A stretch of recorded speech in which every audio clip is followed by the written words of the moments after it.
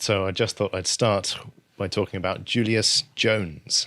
Julius Jones, I don't know if you're aware. I'm not aware. So Julius Jones was handed a life sentence and I believe a death sentence from 1999.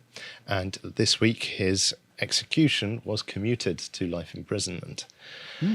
So there should be a link. There should be a link before this, John.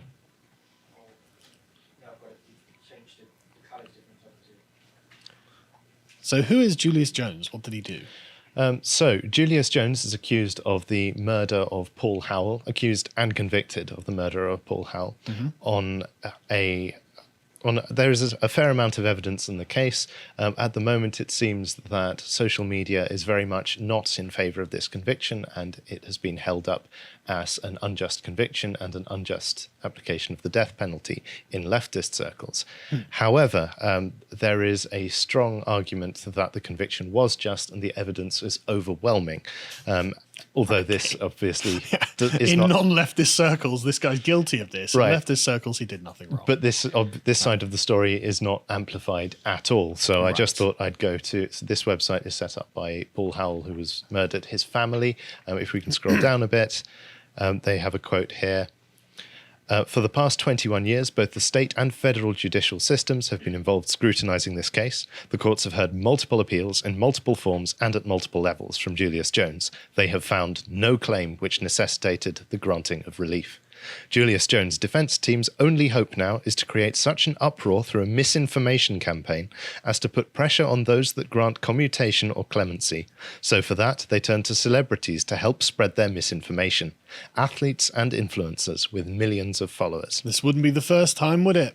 They turn to social justice warriors who do not have access to the transcripts or to the legal opinions authored by the various appellate courts, individuals who blindly trust that they are being told the truth. As a result of this, the governor commuted his sentence. So these social media pressure campaigns from celebrities and influencers work. Was absolutely effective, yes. If you move to the next link. So Kim Kardashian was also weighing in on this. Oh, what's Kim Kardashian's theory on justice? I'm interested. Yeah, so if we scroll down slightly. So she spoke to him after his death sentence was commuted and shared a wholesome message about him. She's grateful that he's still alive. Publicly thanked Oklahoma Governor Kevin Stitt for commuting the sentence. So did Julius Jones murder the man and his family, or was it just the man? As far as I'm aware, it's just the man. He was man. sitting in the front of his car and someone came up and shot him while his family were in the back of the car. Well, thank God that he's still alive, because otherwise an injustice might have been committed. Kim. So this is just an interesting introduction into this subject of how essentially justice is being warped by social media activism. Yeah. And if we move to the next slide. God, can you even imagine how awful that must have been? Sorry, go on. Kamala Harris promoted the bail fund that freed 6 domestic abusers. This is a report from last year. If we scroll down. That's right, I'm a feminist. She was then...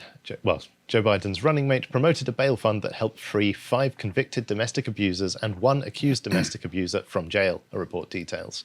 In June, as left-wing riots ravaged the city of Minneapolis, Minnesota over the death of George Floyd, Harris promoted a fund to bail out rioters called the Minnesota Freedom Fund on her Twitter.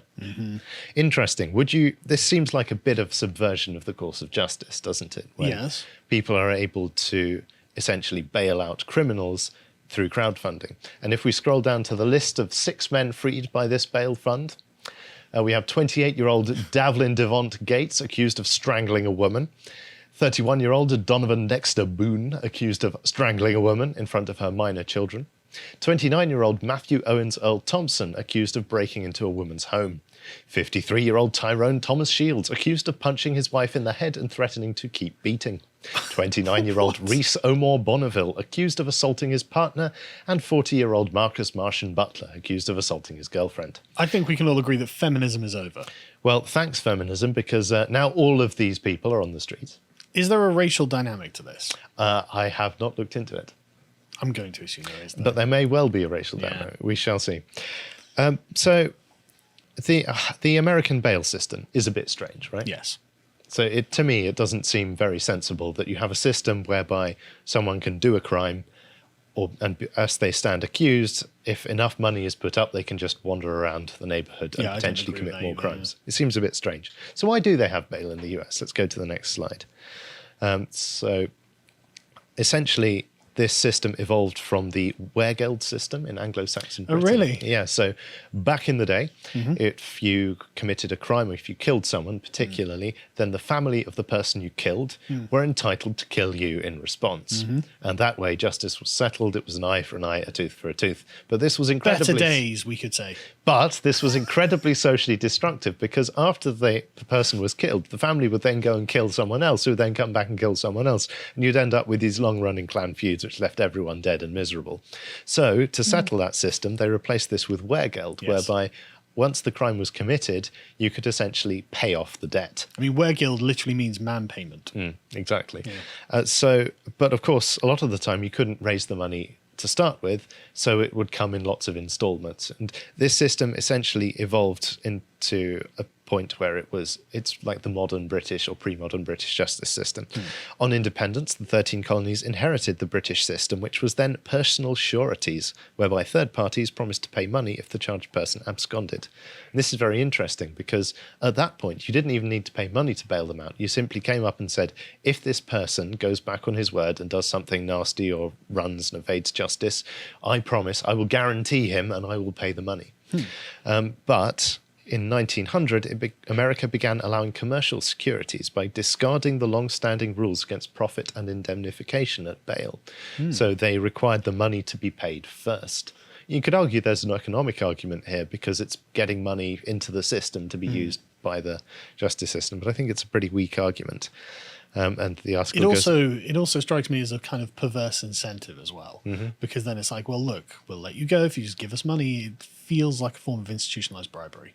Yes. It feels very much that it's a penalty only for poor people too. Exactly. Why is it that if you set a bail of a certain amount, why is it that a rich person is fine but a poor person is not? There seems like there's an inbuilt injustice in the system. It does, So I'm not defending the bail system by any stretch of the imagination, but it is a system that exists and it should be respected. At least it should not be subverted for If it's not going to be reformed, then you are correct. It should be at least respected. Right.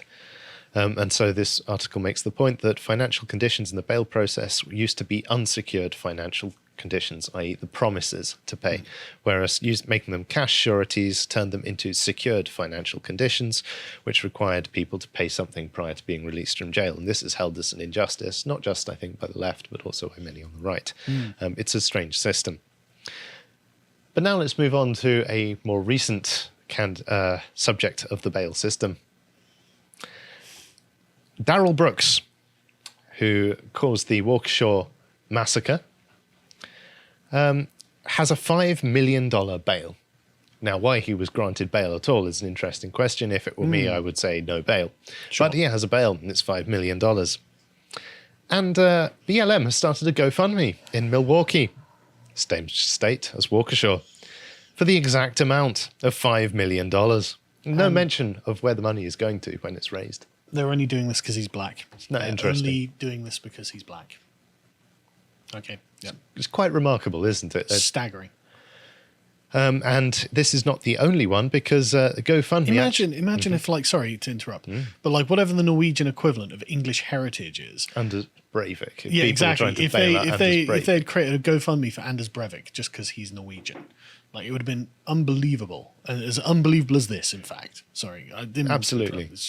This is a person who, as far as I'm aware, very obviously massacred a group of people, including children, on video, like caught red-handed. Deliberately, intentionally did it. And with premeditation. Yes. And, yeah, people think he should be bailed out, presumably because of his skin colour. I can't see how Black Lives Matter would argue any other way. That does not sound like the world that Martin Luther King wanted us to enter. No, it doesn't.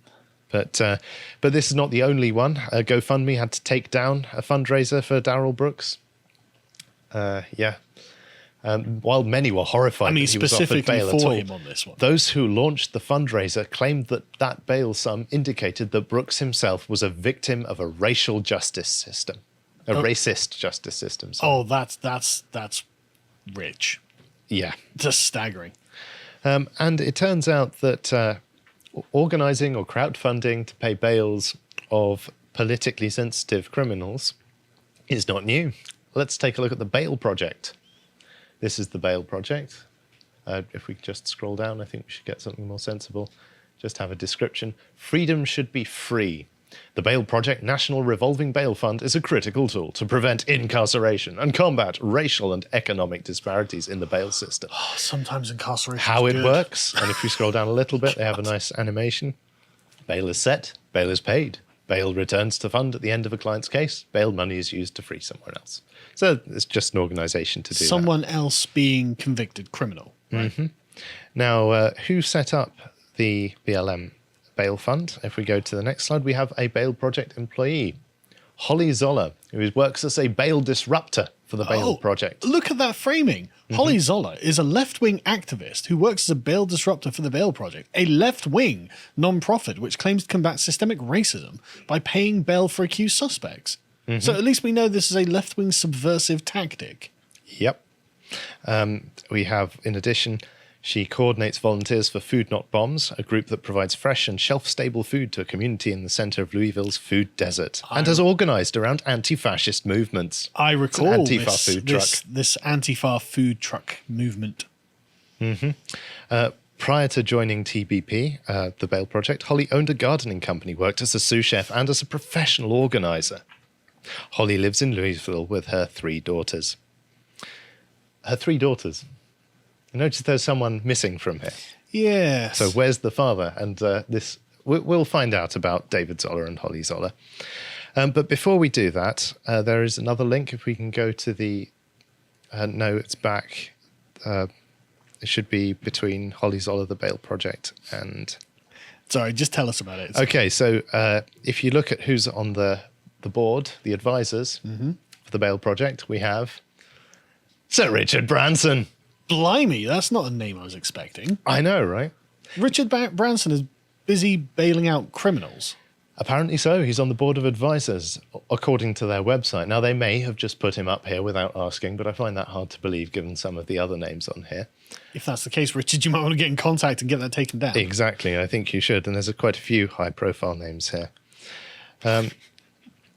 But we also find out that since 2018, the Bail Project has received $10 million per year from the Audacious Project, a $250 million charity initiative from the Bill and Melinda Gates Foundation, the Skoll Foundation, and Dalio Philanthropies. So they're literally keeping criminals on the streets. Not criminals in their gated neighbourhoods, of course, or on their private islands or wherever it is. No, philanthropy is bailing out criminals to walk the streets, apparently. That's what it means That's these days. what philanthropy means. I would call it misanthropy, personally. That's a very fair characterization. Yeah, but now we look in a bit deeper into the story of Holly Zoller, because it turns out she's got a pretty long rap sheet. She was present at Charlottesville, and so this is a leftist write-up of the incident, but Holly McGlawn Zoller, Sean Leiter, and other Louisvillians loaded up and headed to Charlottesville to counter-protest the Unite the Right rally. Both McGlawn, Zoller, and Leiter identify as Antifa or anti-fascist, and both witnessed a nationwide tragedy, the killing of Heather Heyer by a neo-Nazi in a car. I mean, we should give them some credit here. This is the one time they've actually identified fascists and neo-Nazis. That's true. Like, this is the one time it's ever happened. So, in their defense, this is an accurate write-up. Absolutely. In the crowd that Saturday, McGlawn Zoller was collateral damage. Her leg was broken as the car barreled through the crowd. So this is someone who's now bailing out a man who was caught on video killing multiple people with a vehicle, who apparently was hit by a vehicle. I take it she didn't try and bail out this guy. No. Interesting that. So she's now defending a murderer who used a vehicle as a weapon. Yeah, that is very ironic, isn't it? Mm-hmm. And it's going to be based on his skin colour. Now, when you look into this, however, there is a lot of speculation that she wasn't even present at Charlottesville. She made the whole thing up. She put a cast on for the cameras and took it off straight afterwards. Oh, Apparently really? She turned up the day afterwards. But we cannot confirm those allegations. Right. If we move on to the next one, this is just proof that she was the one behind this GoFundMe. she was the one who set up the GoFundMe page. And then this is a deep dive, which a gentleman on Twitter did into Holly Zoller's background. Some of this is unconfirmed, but I've looked to find the ones which are. And she essentially has set up loads of shell companies, which have taken huge amounts of money and donations. Here we go, nice image of Holly. And then basically just disappeared with outstanding debts unpaid, which they have not turned up in court for to deal with. Well, the grift is real. Mm-hmm. We have, I think, a video of her from Twitter next. This is...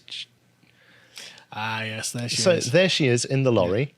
Yeah. It's a white woman with the same build, same hair colour, same skin colour.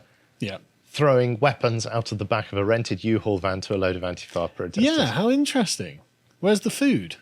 Yeah, it's not a very nutritious snack shields van, is it? and weapons. It looks like pepper spray and things like that.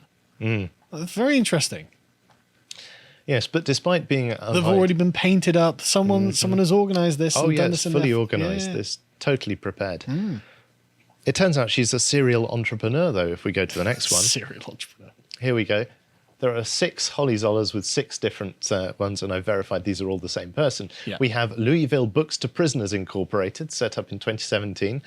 I wonder how many books they've actually donated to prisoners. Interesting, that. I'm sure they're big readers. And if we scroll down,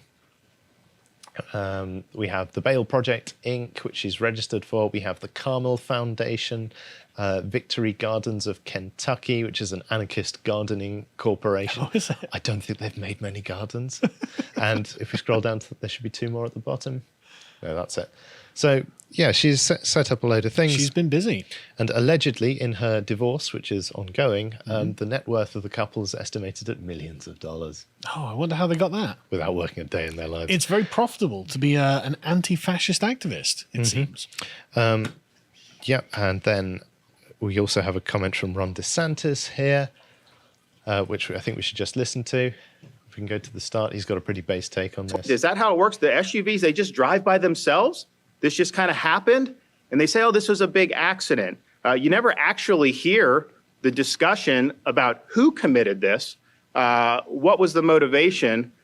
This guy was a career criminal, let out on, didn't really have any bail, basically, should not have even been on the street, had clear anti-white animus, and this was an intentional act. And it seems like, for corporate press, they're more apt to characterize a parent who goes to a school board meeting to protest bad policies as a domestic terrorist than somebody who intentionally rams an SUV into a crowd of innocent people. So you have at least 6 have died. Pretty sure you have many more that have been injured. Many people are in the hospital.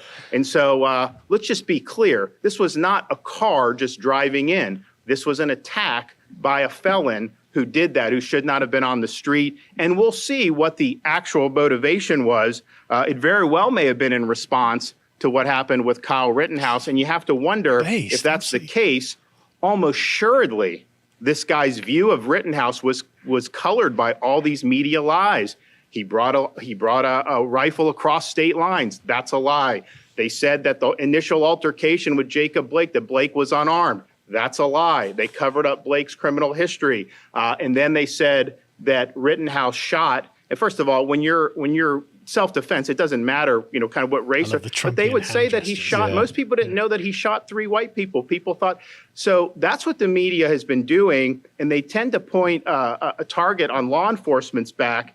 But this is just wrong. And these lies have got to stop. Yeah. And if it doesn't fit your narrative, sweeping the facts under the rug is not doing the service that people deserve. It is what we expect, unfortunately, from a lot of these places, but it's wrong. And I think the way they've treated law enforcement across the board over the last 2 years has been an absolute disgrace. Yeah, so let's just be clear.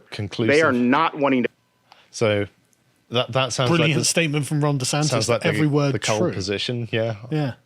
It's the media's fault for amping up this whole crisis. But you can see how this is like, a 3-dimensional creature that you've got the media creating the narrative, you've got these activists who are getting loads of money because of the narrative that the media have created, because they say, well, we're going to bail out criminals, we're going to provide food to Antifa or whatever, and all of these things are all inextricably linked, going down the chain to the mobs that are rioting. Yeah.